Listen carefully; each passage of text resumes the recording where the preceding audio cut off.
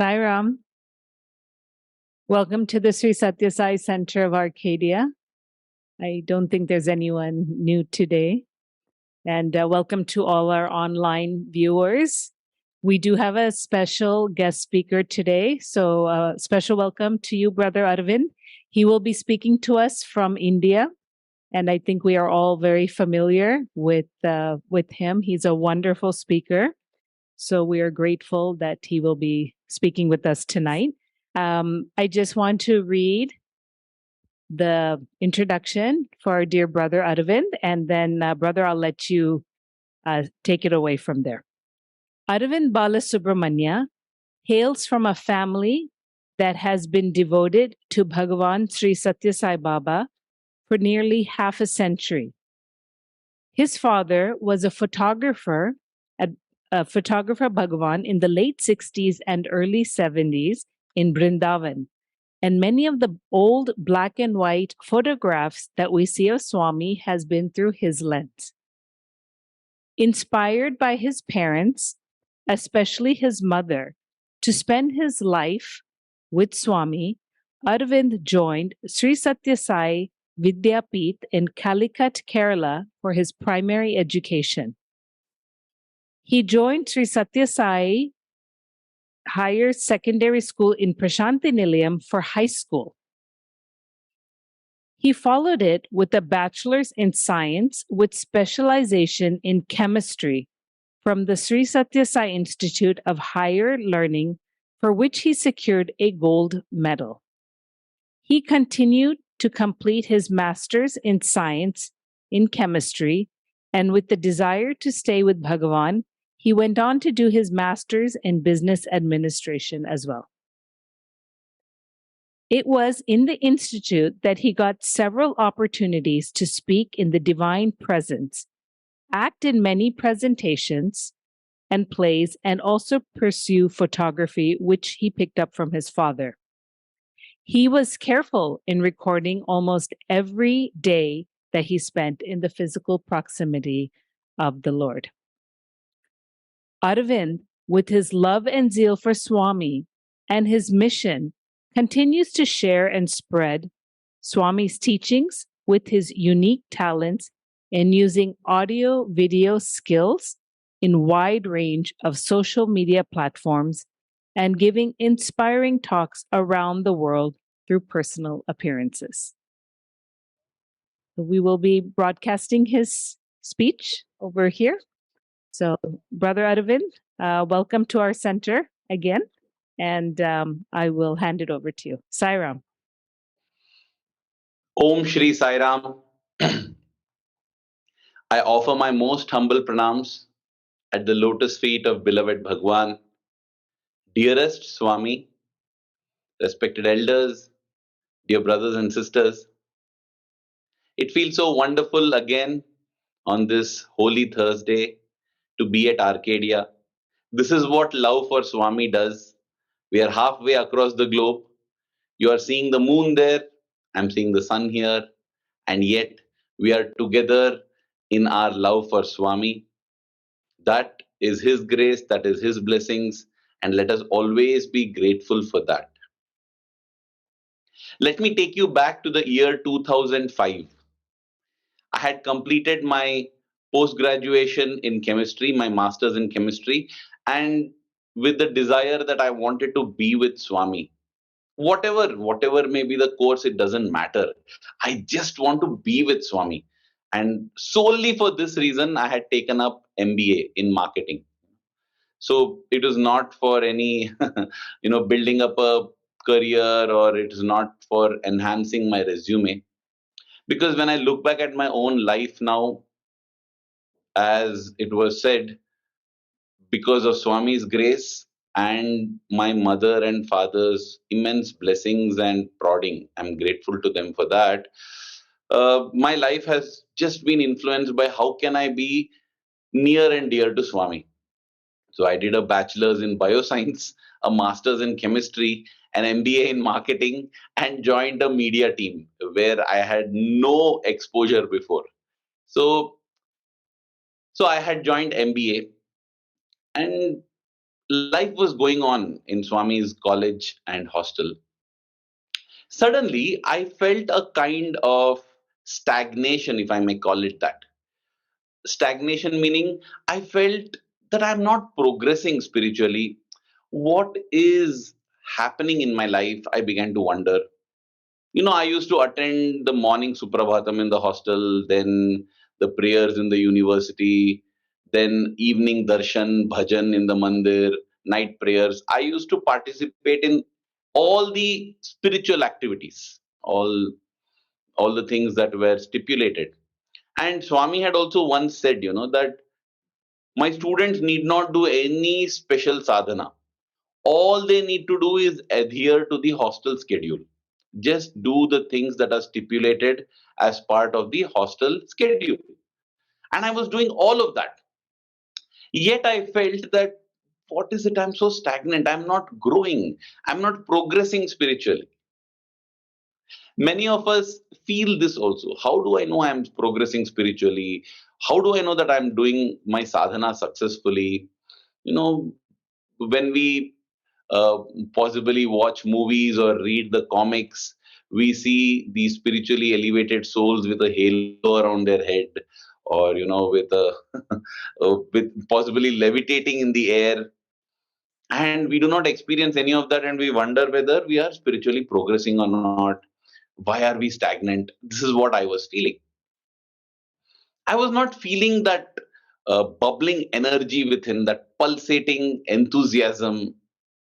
Just imagine, huh? Why I'm telling this is very significant is because I was at Puttaparthi in Swami's physical presence, and yet I am feeling this stagnation.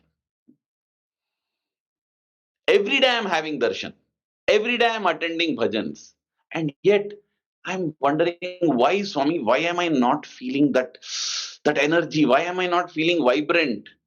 Why? What sadhana should I do? This sadhana is not enough. Swami, you had said that if we follow the hostel schedule, it is enough, but I think it is not enough.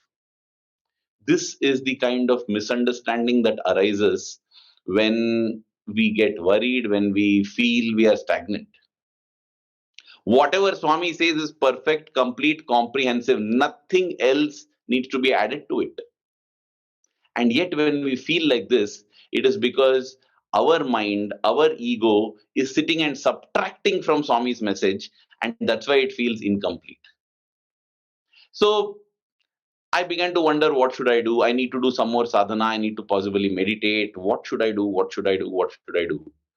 And Swami had a master plan to teach me my lesson, I'm sure, because I landed upon a book by Ramana Maharshi, not by Ramana Maharshi, a book on Ramana Maharshi.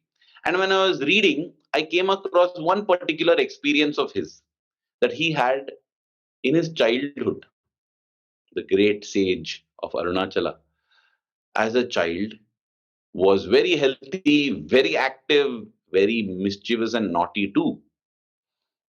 But despite all of this, one day he says, suddenly the fear of death gripped him. He began to shudder and shiver, thinking of what will happen when he dies. The fear of death shook him rather very, very strongly. And at that time, instead of going and seeking solace from anybody and everybody out, this teenager sits calm by himself and begins to wonder, what is now going to happen when I die? He decides to actually enact his own death. He lies down, hands spread wide, legs spread wide, closing his eyes. He clenches himself and makes himself tight in order to, simulate rigor mortis, like what will happen to a body after death. His eyes are shut, his mouth is, lips are pursed and not open at all. And as he does this, he decides that now the breath is going off. His breath becomes shallower and shallower till it ultimately stops. And in that moment, he is so involved in this visualization that he is unable to move any limbs. Now he feels the body is going to be cremated because the body is dead. It is lifeless. It is still, it cannot move. And yet, why is it that I'm still feeling so alive? His was an opposite case. His body was absolutely still and nothing was happening, and yet he was feeling alive. On the other hand, me, my body was doing everything. It was playing games, going to mandir, going to college, doing everything, and yet I was feeling dead. So he then writes that, he then continues that experience. He says, I'm feeling such pulsating energy. I know that I'm not dead, and yet the body is dead. This must mean only one thing, which is I'm not the body. Because the body is dead, and yet I don't feel dead. I feel so alive. I feel so full of energy. Wow. And he feels such joy, such thrill, such vibrance that the fear of death is just gone. No longer is there that fear of death. Is there a death? Death is only for the body. I cannot die. I don't die. I'm immortal. That moment of nirvana, of self realization, that moment of enlightenment, it occurs to him at that point in time. Yes, after that, he is Ramana Maharshi. Throughout life, he was Ramana Maharshi. This in itself will show, dear brothers and sisters, that what sadhana we do, that is not an outward path. It is not about going to a temple, going to a center, going to mandir, seeing a photograph, doing bhajan, doing japa. All these are facilitators because sadhana is an inward path. When Ramana Maharshi got his moment of enlightenment, his body was almost dead. For all practical purposes, it was dead. His senses were cut off, nothing. It's an entirely inward path. And when I read this, I got very inspired. I said, this is what I want. Oh, Ramana, you felt that vibrance, right? You felt that energy. You felt it pulsating within you. I also want that experience. I'm also going to do this. And therefore, it started from that day on. What I would do every night, I would go to sleep in the prayer hall. So we had the option to choose to sleep either in the prayer hall or in our own rooms in the hostel. So I decided I would go and sleep in the prayer hall because I felt the vibrations there would be better. And every night I would do this exercise that Ramana did as a teenager, right? Like I would lie down prostrate and hold my hands and legs and everything very stiff, and then think I'm dead. Now I am dead. Now I am dead. And so, therefore, why do I need to even breathe? I need not breathe. I would hold my breath. And that's it. Before I could hold my breath for about 40 seconds, then it improved to 1 minute, 1 minute, 10 seconds, in a span of 4 weeks. It's not that I felt any vibrance or enthusiasm. I didn't get my moment of enlightenment or, you know, self realization. Instead, possibly my air holding capacity increased, my lung capacity increased. That's all that happened. All this a part of his beautiful master plan, as I said. The stagnation continued, and I was like, Swami, what sadhana should I do? What sadhana should I do? What should I do? Tell me, Swami, I'm not feeling, I'm following. Yes, Ramana got it. Why am I not getting it? He got it in one session, in one sitting. I am doing every day. I'm not getting it. Why? This was what was going on. The festival of Dasara came that year, and as we know, during Dasara, every day Swami delivers his discourse. I still remember the day, 9th of October 2005. I was sitting in the mandir, and Swami was on the dais. Swami began his divine discourse. This was the day when possibly my yearning for some spiritual experience had reached a kind of zenith. I was wondering, why, Swami, why is nothing happening to me? Tell me where it is, what sadhana should I do? And Swami begins his discourse, as he always does, with a poem.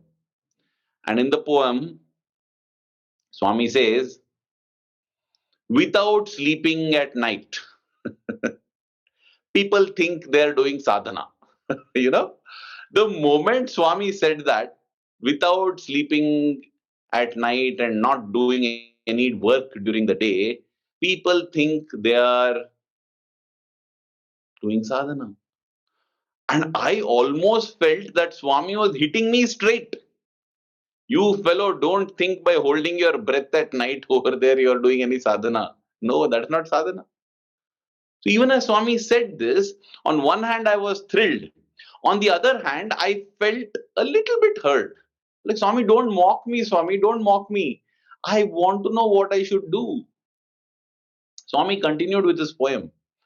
After completing the poem, in that discourse, Swami actually said, here is one sadhana that you need to do. If you do, that's enough. Nothing else needs to be done. So indeed, Swami answered my question. And what Swami said there was, you have to develop love. And what is that love? That love that allows you to see oneness in everyone. Possibly that's an Advaitic state at a level of Dvaita, which most of us are in, wherein we see things as separate. We are seeing bodies separate. Swami said, you have immense love for God. See that God in everyone. See that God in everyone. How? So difficult. In some people, we can see God. In some people, how do we see God? God, they are so nasty, so terrible, so, so cruel, so adharmic. How can I see God in them? That's the thing. Sadhana is not an external path. It's not about what people are doing externally. It's not about what people are saying or speaking and behaving. It's the ability to see beyond that and look at the inherent divinity in all. Not that by doing this they will change or they will behave differently. No, no, no, no. My perception of the world will change. We know Gautam Buddha, right? Prince Siddhartha. He set out. He set out to solve three problems in life: the problem of sickness, illness, the problem of old age, and the problem of death. They bothered him so. Now tell me, is he a success story or a failure story? The whole world will agree that Gautam Buddha is a great success story. If he is a great success story, why is there illness in the world? Why is there old age in the world? Why is there death in the world even today? When he has solved that problem, he solved the problem for himself, because his sadhana is an inward path. And once he solved that problem for himself within, the whole world became perfect. There was no more mistakes or errors that he saw in the world. He didn't feel the need to change anything. That's it. Enlightenment is an inward path. And this is what Swami emphasized in that discourse. The interesting point, dear brothers and sisters, is that later on, when I revisited this discourse and I was looking at the translation, in the poem, that sentence, without sleeping at night, is not there. It is just written there without doing any work. And I wondered, how is this possible? I clearly heard it. So I decided I will go back to the audio of the discourse. 2005, Swami had had a fall, right? And during this discourse, his voice was a little bit shaky. Now, in the discourse, Swami actually said Panileka. Panileka means without work, without doing any work, lazily. But because Swami voice was a little bit shaky, Even to this day, if you go and listen to that discourse, you will agree with what I'm saying. I heard it as Pankoleka. Pankoleka means without sleeping. What Swami said as without doing any work, I heard it as without sleeping. And it thrilled me so much. For I realized that when we sit and listen to Swami's discourse, again, it's not about the physical listening, it's about the inward listening. We are blessed to have a Lord who will communicate to us exactly what we need. Just imagine on that day, only I needed to listen to that discourse as Pankoleka without sleeping. The rest of the world heard it as Panileka without working. And in the same discourse, just with an apparent shaky voice, because of the shaky voice, Swami communicated. Again, I'm stating this because many times we feel, especially in the later stages, we felt Swami is looking a little bit weak, or Swami is not able to walk, or Swami seems to be having this issue, all because of old age. No, no, no. Whether it is sitting on the wheelchair, whether it is walking with a slight limp, whatever Swami did, everything has been done as a part of the master plan, and everything has been done so that someone of us benefits. Every action of Swami, every word of Swami, every thought of Swami is absolute selflessness. And that day, when we look at it practically, it is like Swami had a shaky voice. Maybe his voice was not good, or maybe he was not feeling so well. No, here was a message that had to be delivered to a devotee, and therefore I'm doing it. And based on that one instance, I'm convinced that all the other instances too, Swami has done what he has done, Swami has spoken what he has spoken, and just to bless a devotee out of selflessness, nothing he has done for himself. So for me, that was a message. It is so personal, so amazing. And again, as I said, even that listening to the discourse is an inward path, not an external path. Externally, it might be different. Once we understand this, once it is firm in us that sadhana is an inward path, everything becomes inward. We all know that sadhana has to be disciplined, it has to be well maintained, right? It has to be done regularly. Once we understand the secret that sadhana is an inward path, even this discipline becomes an inward discipline. I remember a brother, my namesake, his name is also Arvind Sai. He was my colleague formerly at Radio Sai, and he was a singer in the bhajan group. He used to do the Burra Katha in front of Swami. He had to go to Anantpur, nearby city. It's about 2 hours drive from Puttaparthi, or to 1.5 hours by train from Puttaparthi. He had to go there for a dental appointment. And that day, he told Swami, Swami, tomorrow I will not be there for bhajan, Swami. Swami asked, why? He said, Swami, because I have to go for my dental appointment. Swami said, so what? Swami, because at 5:30, when bhajans are there, right, I will be in the train, Swami, so I'm sorry I will not be able to attend. Swami said, you're in the train, so why you won't be able to attend bhajans? And then Swami told him, at that bhajan time, close your eyes, think of me, and sing the bhajans in your heart. I will come. I will come. The discipline of sadhana is an inward discipline. We attend our centers scrupulously. That external discipline is to ensure that we build an internal discipline, so that when a day comes that I'm not able to attend a talk, or attend the satsang, or attend a bhajan, or attend a study circle in a center or in a mandir, I still attend it in the inner recesses of my heart. That is the training that Swami always has given us, to internalize in your heart. The discipline of sadhana also is inward, not external. At the same time, Sadhana is of two parts. One is cultivating the good, and the second is removal of the bad. So when it comes to things like the Arshad Vargas or the six enemies, Kama, Krodha, Lobha, Moha, Mada, Matsarya, desire, anger, greed, infatuation, pride, and jealousy, these six. We have to give up these six. And again, giving up these six is also an inward path. I'm reminded of the experience of Brother Gopal Indareshwar. Brother Gopal, Swami used to call him Gopal Gopal. Brother Indareshwar, the son of the Rajmata, he, he belonged to the royal family, and therefore uh, they had a lot of issues with one particular accountant.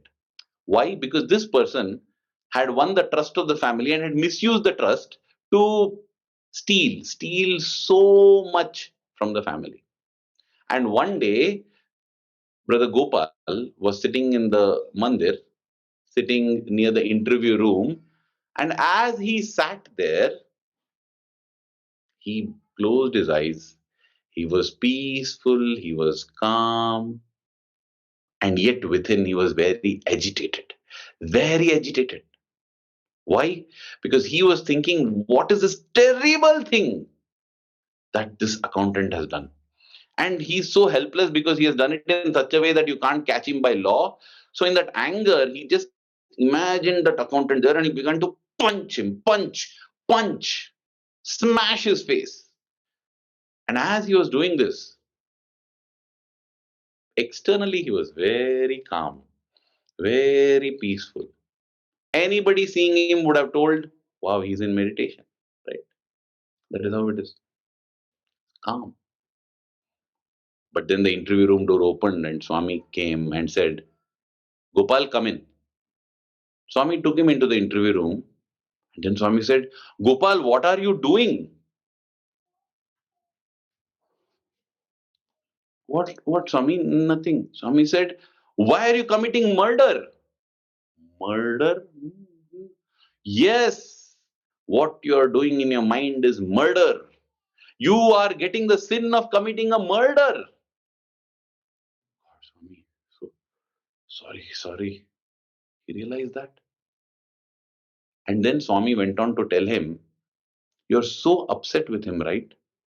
Okay, do one thing now. Do you see him? Do whatever you want to him. And at that moment, Brother Gopal's eyes closed and he could see himself standing on a cliff, on the top of a cliff. And there was this person who had cheated their family. And all his anger came, and here is Swami is telling, do whatever you wish. Okay, fine. This is like Swami is forgiving my murder. Swami is giving me the license to do whatever I want. So he went and hit that person so hard that that person fell off the cliff, and he was going straight down where there was the sea and rocks, a rocky beach. He's going to hit those rocks, and sure death it's going to be.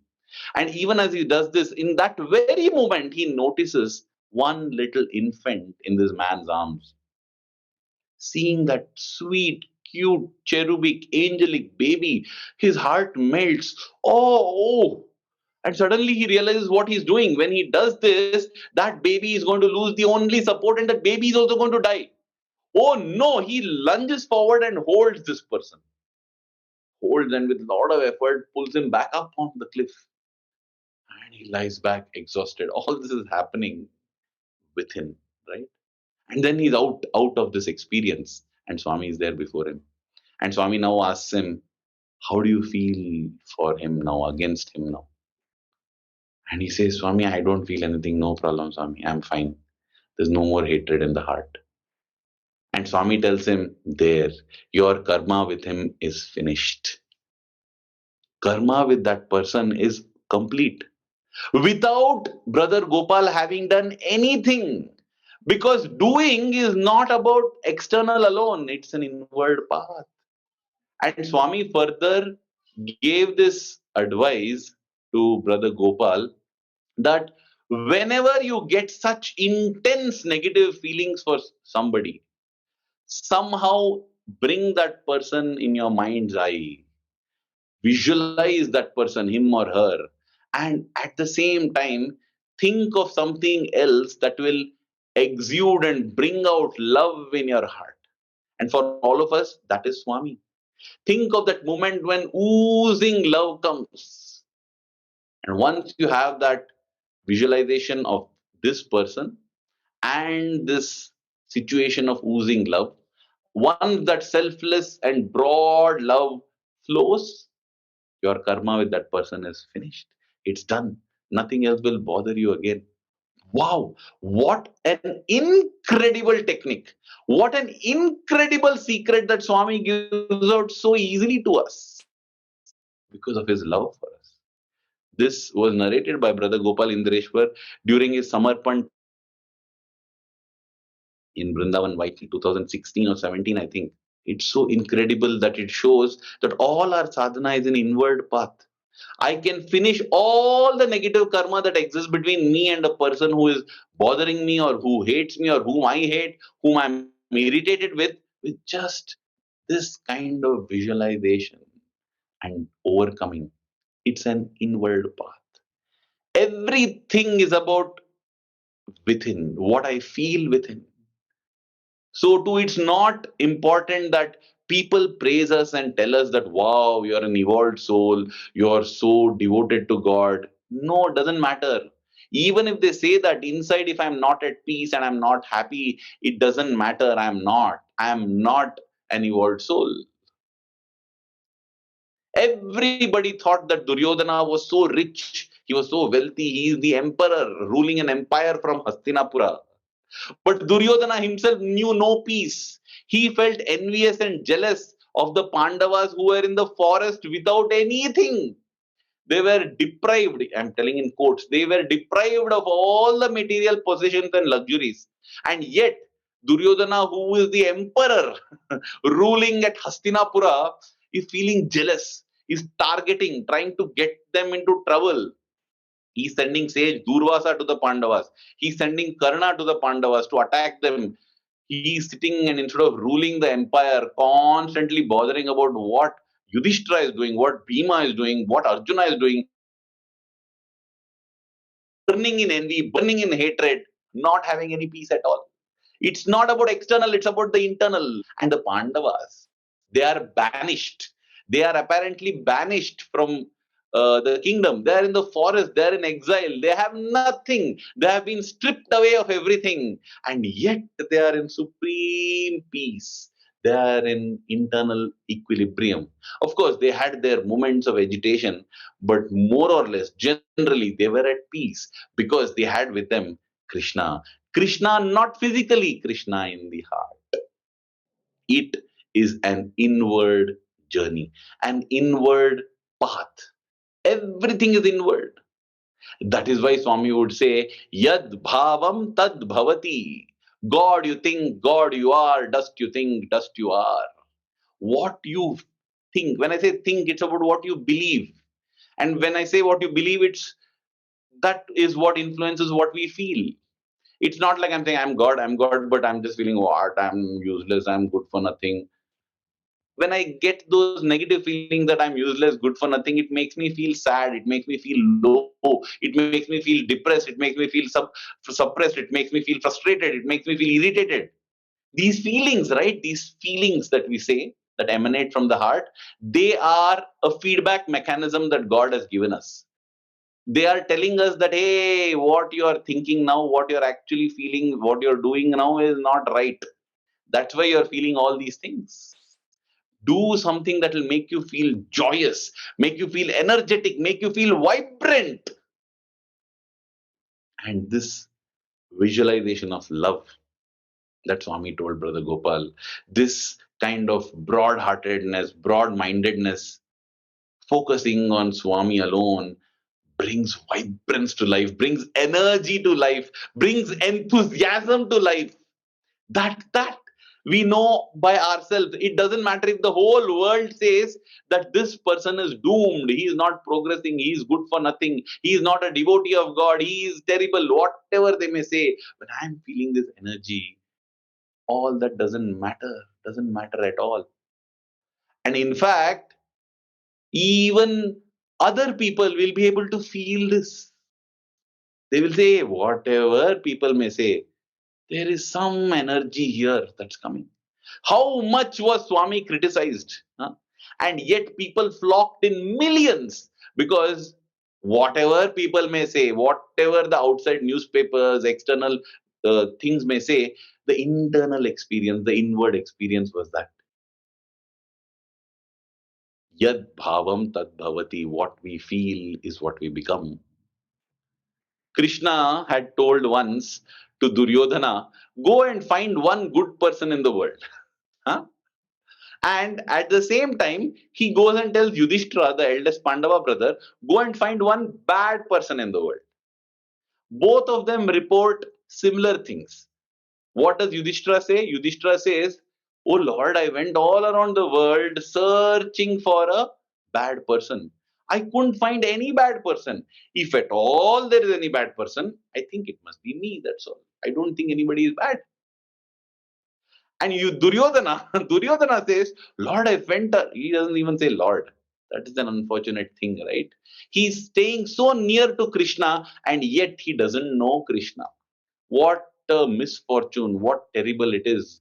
When the Arshad Vargas blind you, when your greed blinds you, when your anger blinds you, when your hatred, envy, jealousy, or pride blinds you to God, it's very, very unfortunate. That is why it is not important about being with God. What is important is yearning for God. Duryodhana was all the time with God and yet he didn't realize that he is God. He didn't believe Krishna is God. He tried to capture him and make him a prisoner. He thought he can tie him up and keep him in Hastinapur and then therefore Krishna is now forever in Hastinapur. He can't be anywhere else. He can't go anywhere else. I'll get him captured. I'll jail him in Hastinapur. This is the kind of foolish thoughts that come when you forget the reality. And so he tells Krishna, there is nobody good in the world. I searched everywhere. Everybody is bad. If at all there's anybody good, it must be me. Because of the evil within, you see the evil outside as well. You think everybody is bad. Because of the goodness within, you see goodness everywhere and you think everybody is good. Yad bhavam tad bhavati, yad bhavam tad drishyati. This is true sadhana, an inward path. In fact, knowing that I had this talk, I prayed to Swami. I said, Swami, you should only speak through me. You should convey what you wish to. And Swami, I shall put in my efforts and think of some stories to tell. But you give me a good ending, Swami. You tell me how I should end. And with this prayer, dear brothers and sisters, I just took the Satyam Shivam Sundaram part 2 and randomly opened a page. And what shall I tell of Swami's love? It's so beautiful, so wonderful. This is that incident, this is the thing that came in my Satyam Shivam Sundaram, part 2 that I have. It comes on page 100 and 187. 187. It comes on page 187. And in this, Professor Kasturi writes about an incident from the life of Shirdi Baba. He writes how a devotee, Balram Mankar comes to Shirdi Baba to have darshan, and Shirdi Baba tells him, you go to Matsyendragad. Matsyendragad is one place far away from Shirdi. And Shirdi Baba sends him away to Matsyendragad. And at Matsyendragad, when this person is there, he gets the darshan of Shirdi Baba. And he sees Shirdi Baba there, he's so thrilled. And Shirdi Baba tells him, you thought that I am a 3.5 cubit body that is staying in Shirdi, right? I am not that. I am everywhere, wherever you yearn for me. And that is why I am giving you this experience. I am giving you darshan in Matsyendragad. This is what Shirdi Baba tells Balram Mankar. Following that, Professor Kasturi writes, our Swami has given darshan to devotees across the world. Across the world. To known examples include Jumsai at Thailand, Sinclair in the United States of America, and countless people in different places. Swami has given darshan. Why? And then Professor Kasturi writes, and I would like to conclude by reading that. Professor Kasturi writes, Swami says, learn to yearn so that you can draw me to you wherever you are. That is more rewarding sadhana than all the journeys that you undergo. The sadhana you must do is to transform your heart into a Prashanti Nilayam. I shall certainly come and stay there. We realize that sadhana, Swami, Prashanti Nilayam, everything is about the internal path. Yes, we will definitely visit Prashanti Nilayam. We will do bhajans. We will see Swami in photograph. We will do all of this. We will attend our center. We will go.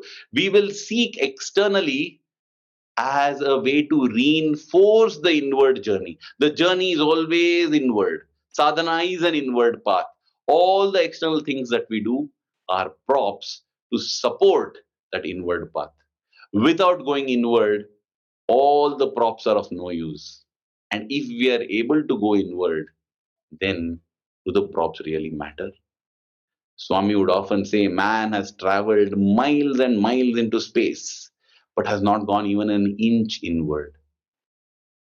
On this beautiful day, when we are inspired with love for Swami, let us pray to him, Swami, may we move inward, may we go inward, closer and closer so that ultimately we reach you.